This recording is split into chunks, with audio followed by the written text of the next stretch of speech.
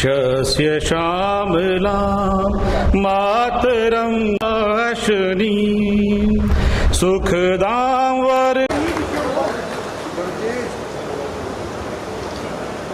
बकरियां हैं।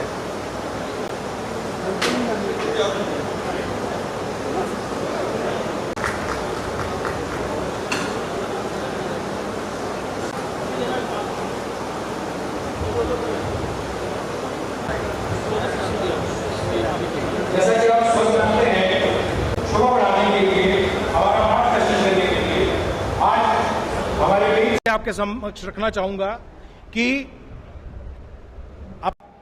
सभी ने आज आप देख सकते हैं इस गर्मी के मेरे सामने कुछ ऐसे साथी बैठे हैं, जब हमें परेशानी होती थी तो हम कोई तमाम तरह के नुकसान की परवाह न करते हुए उसमें जम्मू का साथ दिया और मैं धन्यवाद देना चाहता हूं उनका कि उन्होंने इस बात को रिकॉग्नाइज किया।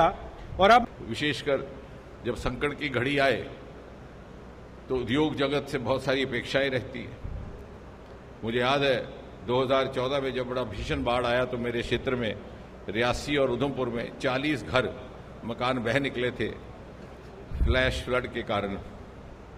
तो इंडियन मर्चेंट चैम्बर जो भारत का सबसे पुराना चैम्बर है, महात्मा गांधी भी उसके सदस्य हुआ करते थे मुंबई का, उन्होंने 40 लाख का हमें सहयोग किया जो हमने जाकर के डीसी उधमपुर के खाते में जमा कराया। इसका अर्थ ये नहीं है कि हम आपसे भी कुछ अपेक्षा कर रहे हैं कि उसके बाद कोई चेक वेक निकाला जाए। मेरा कहने का तात्पर्य यह है कि संकट की घड़ी में समाज अगर कहीं अपना वसीला पाता है तो वो भी इसी वर्ग के लोग रहते हैं।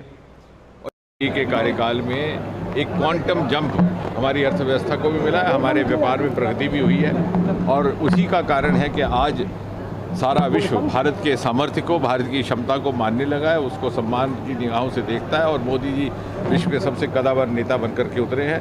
और ये बात हम नहीं कह रहे, ये सिर्फ भारतीय जनता पार्टी नहीं कह रहा, इसको वैश्विक मापदंड इस बात को स्वीकार कर रहे हैं। ग्लोबल इनोवेशन इंडेक्स में हम 41 पैदान जंप करके 81 से 40वें दर्जे पर आ गए। स्टार्टअप की दुनिया में हमारा कोई नाम ना था, दुनिया हमें बड़ी कोई बहुत संजीदगी से नहीं देखती थी, लेकिन आज हम स्टार्टअप की दुनिया में तीसरे दर्जे पर खड़े हैं और 1 लाख से अधिक हमारे स्टार्टअप्स हैं, 115-20 से अधिक यूनिकॉर्न हैं। इसी प्रकार इकॉनमी की दृष्टि में we are now rated as the fastest growing economy. हमने नहीं कहा, इंटरनेशनल मॉनेटरी फंड कर रहा है और 5वें दर्जे पर हम पहुँचे इंग्लिस्तान को पिछाड़ के, जो हमारे ऊपर 200 साल हुकूमत करके गए थे। और ये बात यहाँ पर, और कुछ एक नए क्षेत्र मोदी जी ने खोली, जैसे खादी का क्षेत्र, khadi for fashion, khadi for nation, 1 lakh crore का आज टर्नओवर खादी का हो गया। जहाँ खिलौनों का आयात होता था आज निर्यात हो रहा है।